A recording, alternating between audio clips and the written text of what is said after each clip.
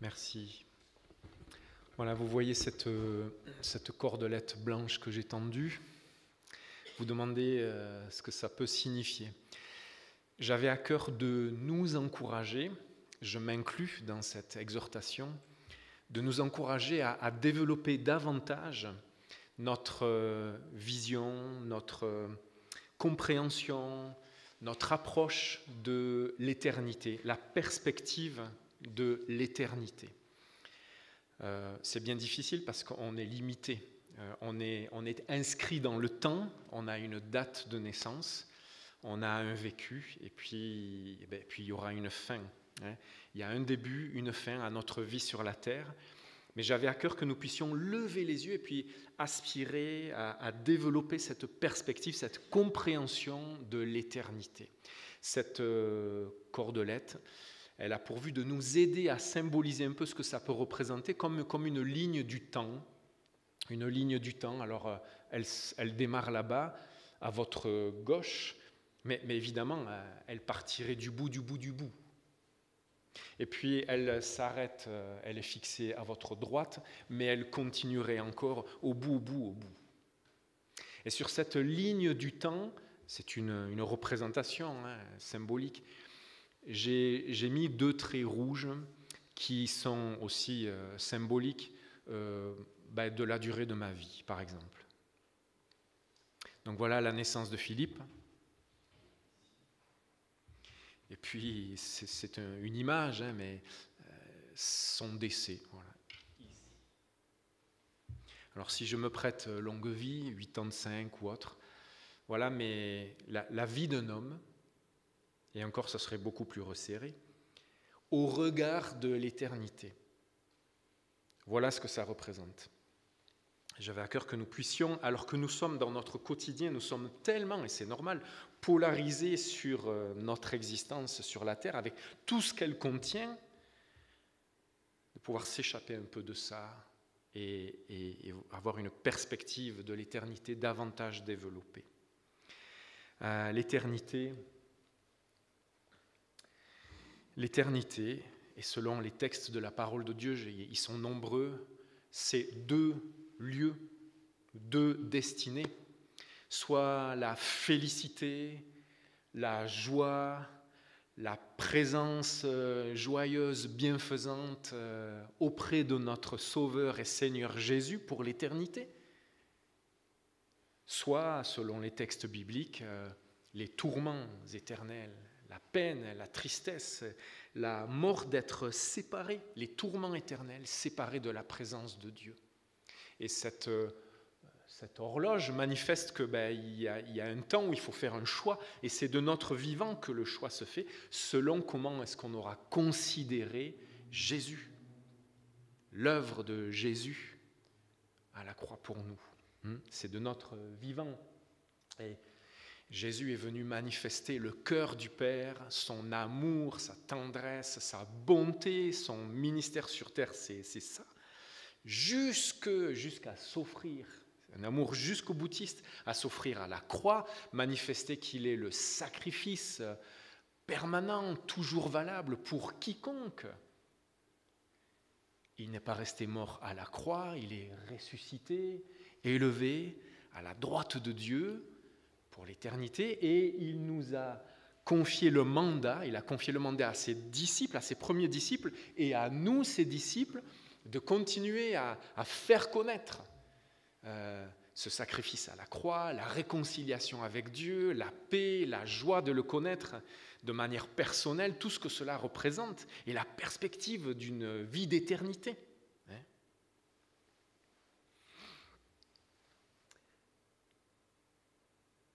2 raisons, ce n'est pas exhaustif, mais 2 raisons principales qui m'interpellaient pour développer encore davantage notre regard sur l'éternité et à lever le regard de notre quotidien, déjà lorsque ce quotidien est difficile.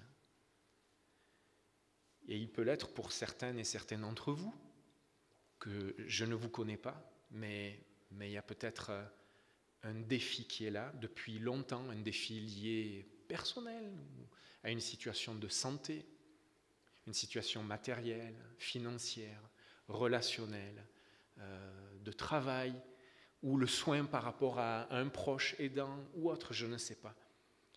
Mais quelquefois, quand on a un quotidien aussi difficile, et puis pensons aussi au quotidien difficile de nos millions de frères et sœurs en Christ qui vivent la persécution et qui aspirent à vivre cette éternité, à sortir de leur quotidien. Mais si c'est le cas pour vous, si c'est difficile, alors armons-nous de la pensée qu'il y aura un temps, une fin, et que bientôt, nous vivrons dans la joie, la félicité, l'éternité avec notre Seigneur. Et que ce soit une pensée qui encourage, qui donne de la persévérance, qui donne de la ténacité, qui aide à lever les yeux vers le Seigneur pour traverser encore ces moments difficiles. Amen. Les textes des épîtres de Jacques, de Pierre, nous encouragent à considérer ces épreuves, ces moments difficiles comme des sujets de joie même, des sujets de reconnaissance pour grandir en patience, en persévérance, en ténacité, en espérance. Et puis la deuxième raison pour laquelle je souhaite que nous puissions développer la perspective d'éternité, c'est pour que nous puissions bien remplir cette période-là. C'est pour qu'elle soit remplie de choses qui honorent le Seigneur. C'est pour qu'elle soit remplie, condensée de choses qui ont du poids, qui ont un poids d'éternité. Et non pas remplie de superficialité, de vanité, de creux, de vide qui ne mène à rien. C'est dans ce sens-là. En pensant qu'on a à aider, on a à encourager, on a à bénir notre prochain et à investir dans des choses d'une portée éternelle. Je vais en parler. Je partage avec vous quelques textes et puis j'aime laisser la parole de Dieu. J'aime souvent lire et puis lire et relire et paraphraser. Pierre nous dit ainsi, c'est la version Darby, mes bien-aimés, nous ensemble, je vous exhorte, je vous encourage, je vous prie, comme des forains, dit cette version-là. Vous connaissez, comme des voyageurs et étrangers. Mais des forains, peut-être c'est encore plus parlant si vous voyez ces gens qui s'installent sur un lieu, qui vont proposer des fêtes, une animation, pour un temps, et qui savent que c'est pour un temps, et qui après vont bouger, vont voyager encore. Alors mes frères et sœurs, considérons-nous comme voyageurs de passage, étrangers sur la terre. Vous vous souvenez que d'autres références nous parlent du fait que nous ne sommes qu'une herbe, qu'une fleur qui se fane vite, même qu'une nuée. Au regard de l'éternité, notre vie n'est qu'une nuée de vapeur. Vous cuisinez, vous faites chauffer l'eau des pâtes ou du riz avec une casserole couverte. Quand vous enlevez le couvercle, il y a cette petite nuée, ce petit nuage de vapeur qui s'échappe. Notre vie, au regard de l'éternité, c'est cette nuée de vapeur. Pas grand-chose. Alors qu'elle soit bien remplie. Oui, je vous exhorte comme étrangers, voyageurs, forains, à vous abstenir, à vous garder des convoitises charnelles, de tout ce qui est terrestre, de tout ce qui est temporaire, de toutes ces sollicitations-là qui remplissent notre quotidien, lesquelles font la guerre à l'âme. Toutes ces convoitises, toutes ces sollicitations de notre monde, c'est un peu la pensée que reprend Jean dans sa première épître. N'aimez point le monde. Oui, aimez les gens. Oui, c'est ce dont on vient de parler tout à l'heure. Que votre cœur soit rempli d'amour pour les gens, mais non pas pour les choses du monde. Tous les principes, toutes les valeurs, tous les attraits du monde. Égoïsme, individualisme, matérialisme, consumérisme, recherche du pouvoir, de la reconnaissance sociale, des plaisirs, des divertissements. Nous sommes dans une société de divertissement. Soyons vigilants par rapport à ça. Autant l'Église persécutée connaît la difficulté, l'épreuve de la persécuter pour anéantir sa foi, autant l'Église du monde moderne occidental, lui, subit la pression de la séduction, pour nous voler notre temps, notre amour pour la parole de Dieu, le temps dans le secret, pour nous voler notre temps dans le silence, pour écouter Dieu. Il y a toujours plein de trucs dans notre tête, toujours plein de réseaux sociaux, toujours plein de musique, toujours plein d'informations, toujours plein d'activités, toujours plein de divertissements. Alors, mes bien-aimés frères et sœurs, soyons vigilants par rapport à ça. Si quelqu'un aime le monde, si quelqu'un apprécie les choses du monde, si quelqu'un trouve son affection, sa joie dans tout cela, dans tout ce que le monde propose, alors l'amour du Père n'est pas en lui. L'amour du Père est l'amour pour le royaume de Dieu, l'amour pour le prochain, cet amour radical jusqu'au boutiste.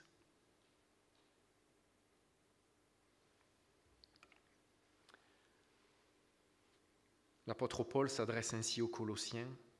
« Si donc vous êtes ressuscités avec Christ, si donc vous êtes passés de la mort au péché à la vie en Jésus-Christ, matérialisé aussi par les eaux du baptême, vous êtes morts à votre ancienne vie et en sortant, vous êtes c'est l'image d'une vie nouvelle à la suite de notre Seigneur Jésus, notre modèle, notre exemple. Si donc vous êtes une nouvelle créature, quelqu'un de nouveau avec Christ, alors cherchez.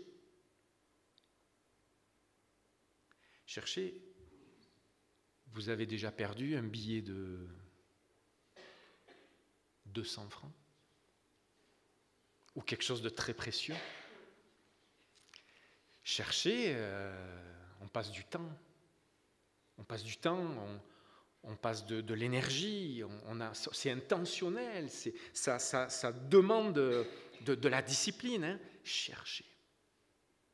Il y a tout cela derrière ce mot-là. Cherchez les choses d'en haut, les choses d'une portée éternelle, les choses qui ont une valeur d'éternité. Cherchez cela. Affectionnez-vous. Dédiez votre affection. Dédiez votre volonté, votre intérêt, votre amour, dirigez-le. Dirigez cela vers les choses d'en haut, les choses qui ont une portée éternelle, qui portent du fruit dans l'éternité. Affectionnez-vous aux choses d'en haut et non à celles qui sont sur la terre, car vous êtes morts. On a du mal à réaliser ce que signifie. Vous êtes mort. Votre vie ancienne, sans Jésus, c'est fini. Maintenant, votre vie, elle est cachée, elle est unie, elle est identifiée avec le Christ. Toute votre vie, tout ce que votre vie compose,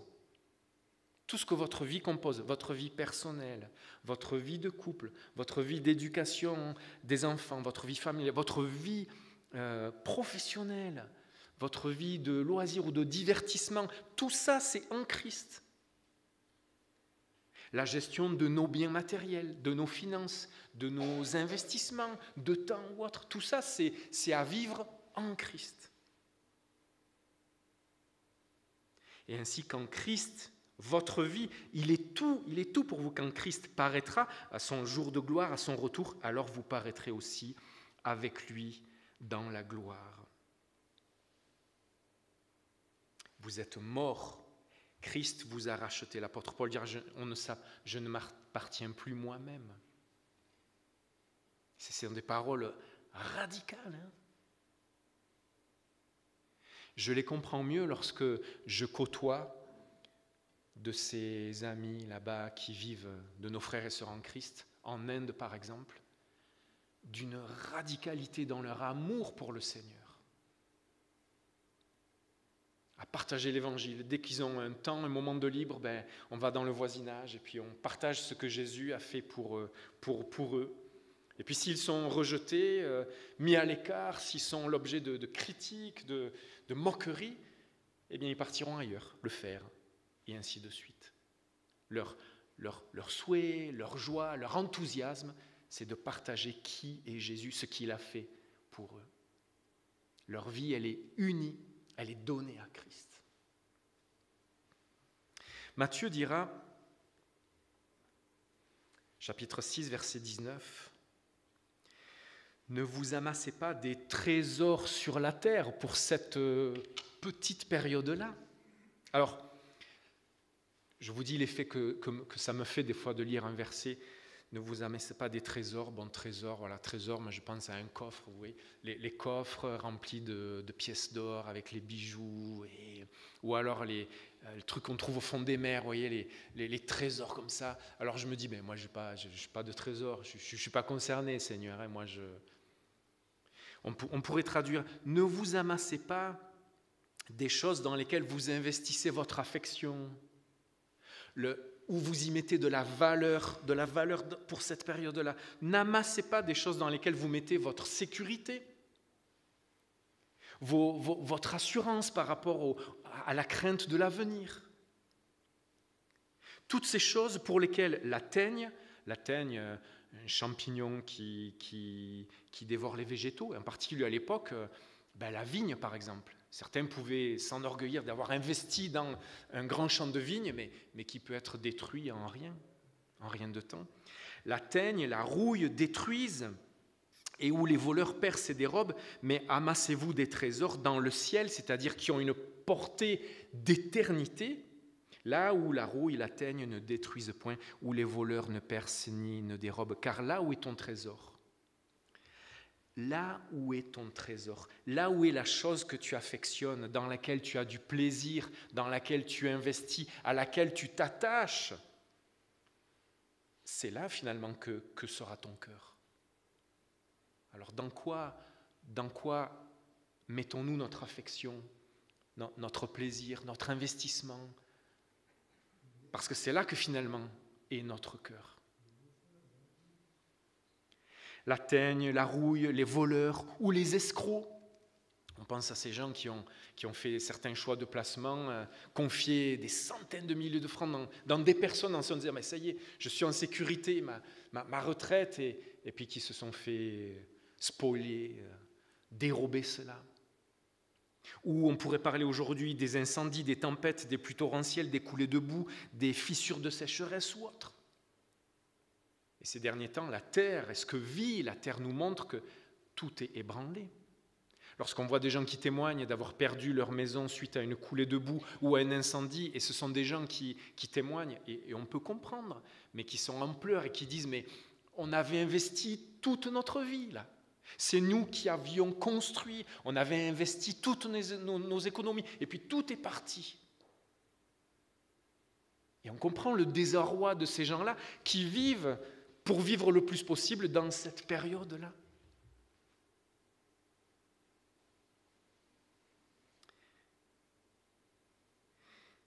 Le Seigneur peut permettre aussi que ce genre d'épreuve nous déstabilise pour nous faire lever les yeux. Je connais un couple qui témoignait d'avoir mené dans la région de Genève une vie assez confortable et puis qui finalement ont tout perdu progressivement. Le travail et puis la maison.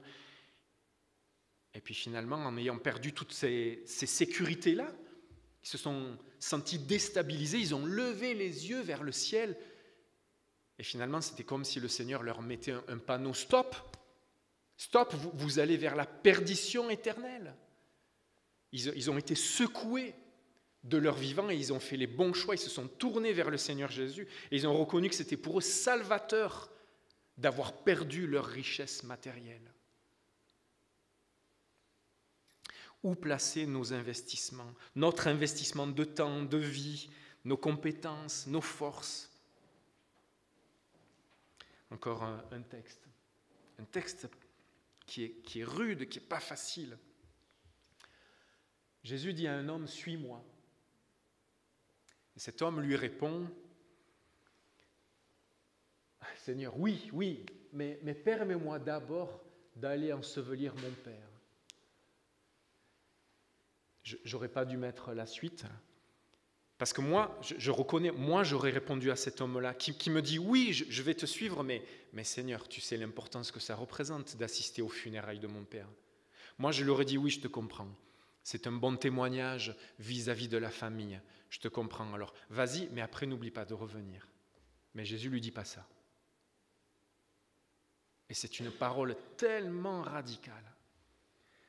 Jésus lui dit, non, laisse. Laisse les morts spirituels qui ne sont pas en Christ. Laisse-les vivre leurs priorités et vivre l'ensevelissement physique. Mais toi, viens avec moi, viens annoncer les choses du royaume de Dieu. Ça veut dire que Jésus dit, il y a des choses radicales, il y a des décisions radicales et il y a des priorités.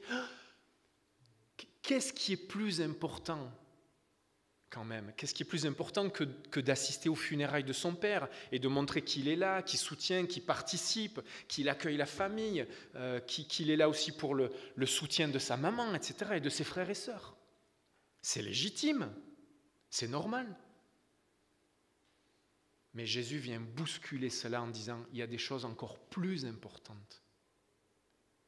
C'est d'investir, de travailler aux choses du royaume de Dieu. Moi, je suis bouleversé, je suis bousculé par ça. Et ça me travaille. Ça me remet en question.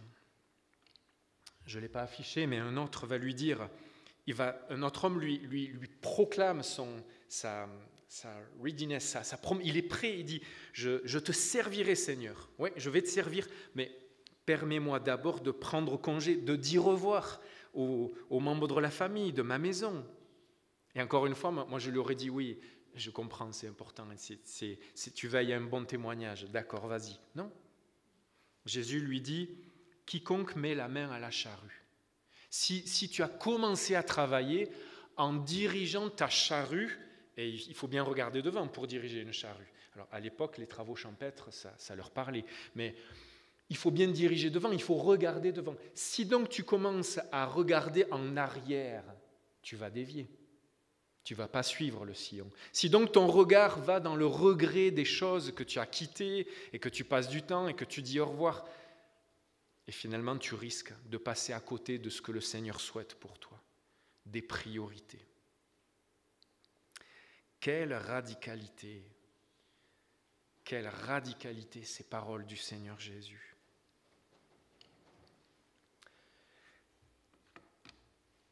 Voilà le genre de trésor que nos sociétés modernes occidentales apprécient, en tout cas le genre de valeurs dans lesquelles on est appelé à réfléchir, à investir.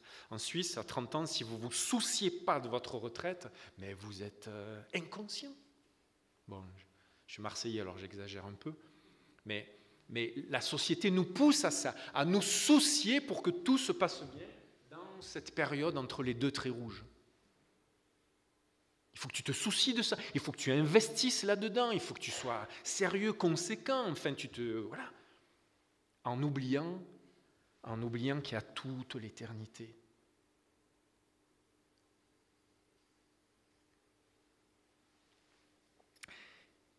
On a peur du lendemain, alors on met plein de sécurité, plein d'assurance.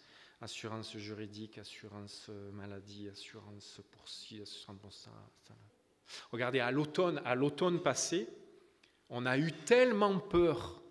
Ça faisait 1 an et demi, un an que la guerre en Ukraine avait éclaté un peu plus. On a eu tellement peur d'avoir des coupures d'électricité.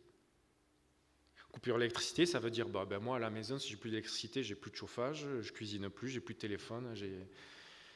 On commençait à baliser un peu, quoi. Et on commence à réfléchir, comment on va faire, on va changer, on va investir ça, tout ça. Puis je me rappelais qu'au Liban, à Beyrouth, c'est tout le contraire.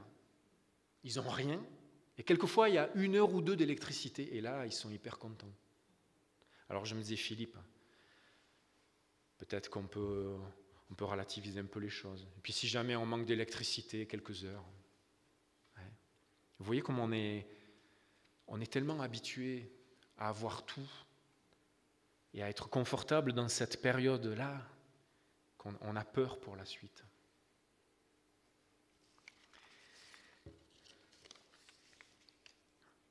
Il y a des centaines de millions de personnes qui vivent avec l'équivalent de 1 franc suisse par jour. Sans eau courante, sans électricité, sans frigo, sans assurance maladie, sans rien. Et surtout, qui ne connaissent pas Jésus. Surtout, qui n'ont jamais entendu parler de Jésus, de qui il est, de ce qu'il peut faire dans leur vie. Et ça, c'est un sujet de portée éternelle, de portée d'éternité. Et nous, des fois, on est très, très, très, très, très soucieux de cette petite période-là, en oubliant tout ce qui se passe aussi autour de nous. Je m'arrête là, en remettant simplement ces quelques phrases percutantes. Le Seigneur nous encourage à chercher intentionnellement, à nous attacher, à nous affectionner aux choses d'en haut.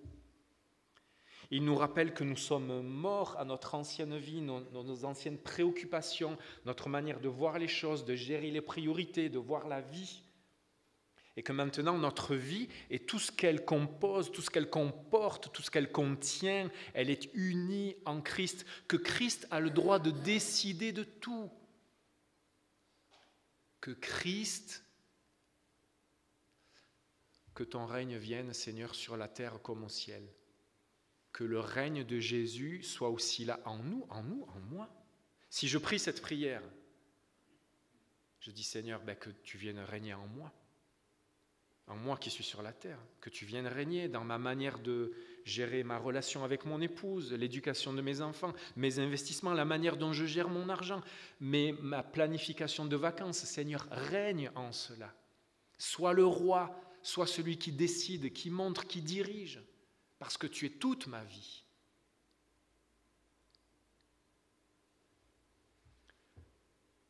Amassez-vous des choses d'une portée éternelle, des trésors dans le ciel. On prie. Seigneur, tes paroles et ton comportement vis-à-vis de ces personnes-là auxquelles tu as répondu ou que tu as interpellé, que tu as bousculé, ça nous bouscule aussi aujourd'hui. Mais merci parce que tu ne le fais pas pour accuser, pour appesantir, pour condamner, pour critiquer, pour rabaisser, pour alourdir. Mais tu le fais pour notre bien. Tu le fais parce que tu nous aimes. Tu le fais parce que tu désires le meilleur pour nous, parce que tu prévois des choses merveilleuses pour nous. Tu as prévu de bonnes œuvres préparées d'avance dans lesquelles tu souhaites qu'on puisse nous impliquer, nous investir, nous y attacher. Et Seigneur, aide-nous à garder nos cœurs bouillants pour toi. Aide-nous à les garder de tous les attraits de ce monde. Comme le dit le livre des Proverbes, garde ton cœur plus que toute autre chose. Comme un gardien de but pour empêcher que des choses vaines, futiles, creuses, malsaines ou qui ne sont pas édifiantes viennent y entrer, prendre de la place, parce que c'est depuis le cœur que là est la source de la vie. Nous voulons protéger cette source, Seigneur, qu'elle soit belle, qu'elle soit pure, de choses édifiantes, de choses constructives, de choses qui ont du poids, des choses d'un fruit d'éternité, Seigneur. Aide-nous. Viens à notre aide, chacune et chacun. Que ton esprit nous montre s'il y a des priorités à changer, s'il y a la manière de gérer notre temps, nos compétences, notre investissement, nos relations, nos biens matériels. Seigneur, on veut que notre vie qui t'appartient maintenant te donne tout l'espace, toute la place, toute la royauté, toi, Seigneur Jésus-Christ, afin que nos vies t'honorent, te réjouissent et qu'elles puissent porter de beaux fruits d'éternité.